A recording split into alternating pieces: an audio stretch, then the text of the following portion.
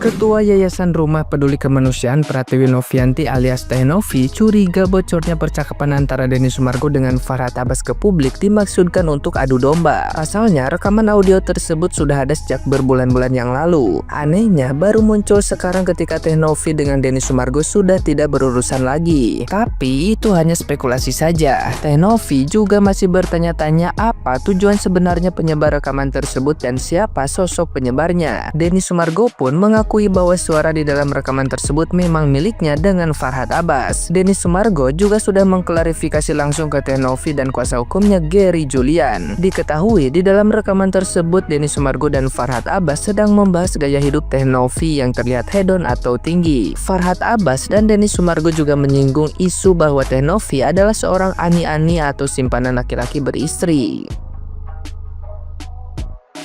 Nah, gimana nih menurut netizen yang terhormat? Silahkan berkomentar ya. Guys, dari kasusnya Mbak Novi kita banyak belajar, ternyata musuh dalam selimut itu memang benar adanya. Jadi kalian tahu kan Denny Sumargo, yang awalnya kita mengira Denny Sumargo itu orang yang benar-benar tulus, orang yang benar-benar membela dan mendukung Mbak Novi. Ternyata di belakang itu si Denny menjelek-jelekan Mbak Novi. Ternyata si Denny ini bermuka dua. Jadi kita itu jangan terlalu percayalah sama orang. Terkadang orang mendekati kita itu cuma pengen tahu, ngorek-ngorek kita apa sih yang menjadi kelemahan kita dan kekurangan kita gitu kan. Jadi di sini si Denny Sumargo itu bercerita sama si Farhad Abbas dan dia itu kayak mempertanyakan gitu kan, si Novi ini kekayaannya dari mana gitu kan, kok duitnya banyak banget. Sampai si Farhad Abbas itu kayak berpikir Mbak Novi itu punya hubungan khusus dengan salah satu anggota DPR dan sampai bilang kayak ya aneh-aneh gitu kan. Dan si Denny Sumargo ini kayak mengiyakan gitu omongan si Farhad Abbas. Itu bener-bener busuk loh.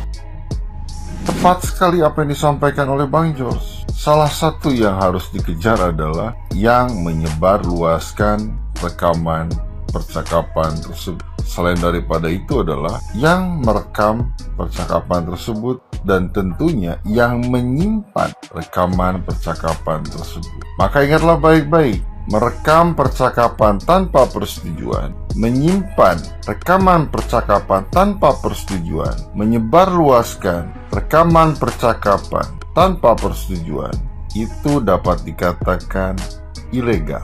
Maka unsur-unsur tersebut dapat dikategorikan melakukan perbuatan melawan hukum dan itu ada konsekuensi hukumnya.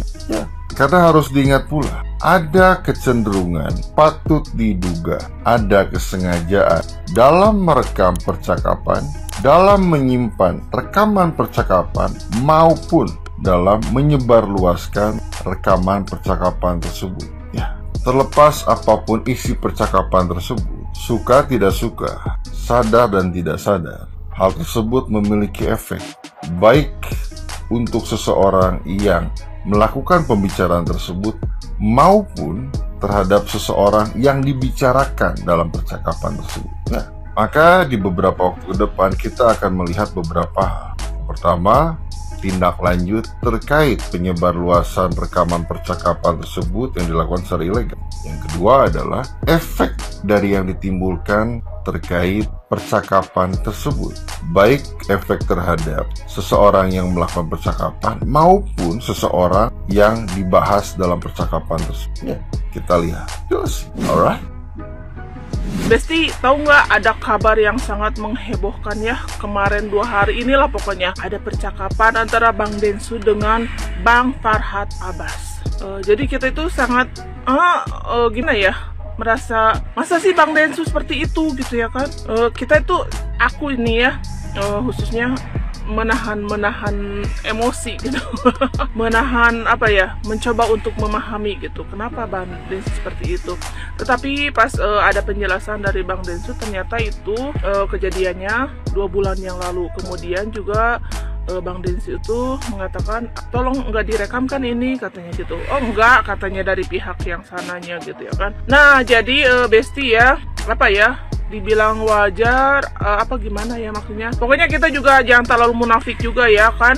Kalau misalkan kita dekat dengan seseorang kemudian ada seorang itu teman itu agak-agak bikin kita itu gimana ya, gimana bertanya-tanya atau gimana ya, mungkin kita tuh suka ada gitu ngobrol sama orang gitu ya kan, bertanya ini kenapa ya begini gitu ya, mungkin walaupun hanya untuk sebagai oh iya aku juga setuju kenapa dia seperti itu misalkan gitu ya kan, tetapi ya itulah untuk pelajaran buat kita supaya hati-hati kita kalau berbicara apalagi masalah, jangan sampai kita menjelek-jelekan apalagi itu teman dekat kita ya. Nah, karena itu juga pernah aku alami ya Besti.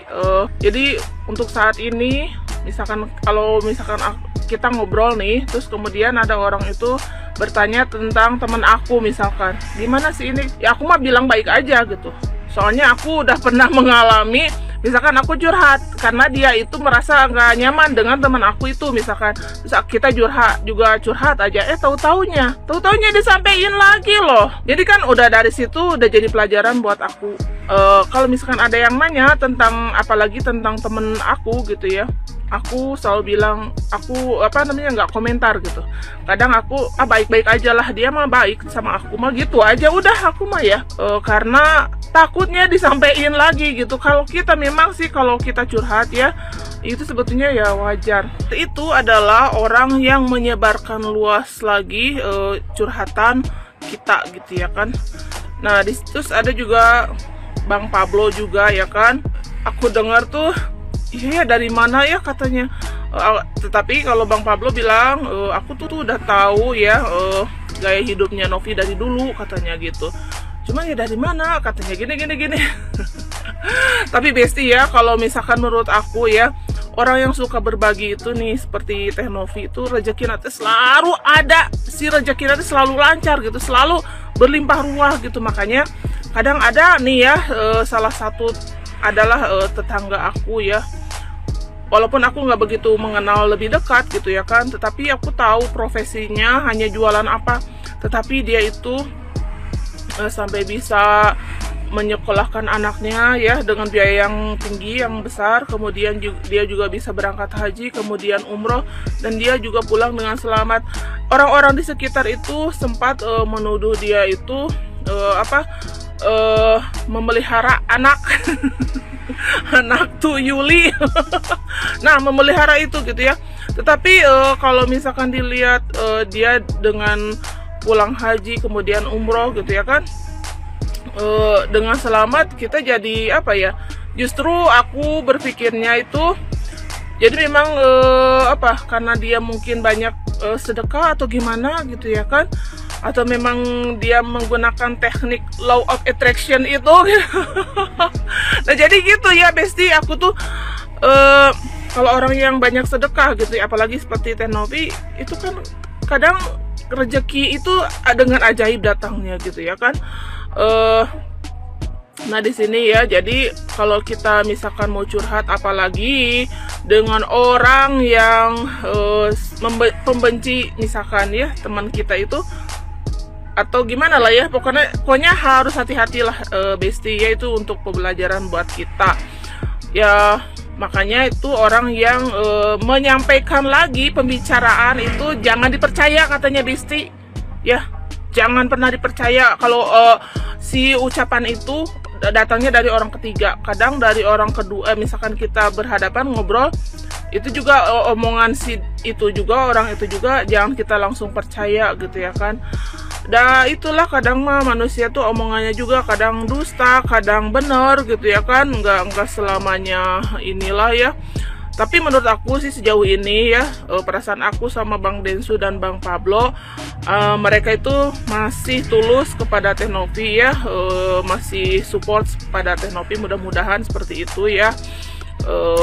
Tapi dengan kejadian ini pun buat aku sih Teh Novi semakin diangkat derajatnya ya kan semakin dimuliakan gitu, kehidupannya semakin banjir rezekinya, insya Allah ya. Teh Novi sehat selalu.